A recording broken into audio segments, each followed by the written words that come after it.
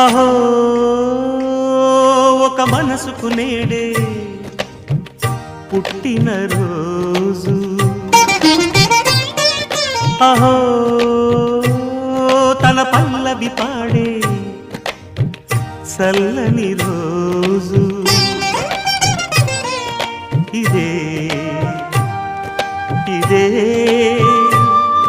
కుహు స్వరాల కానుక, మరో వసంత గీతిక జనించు రోజు. అహో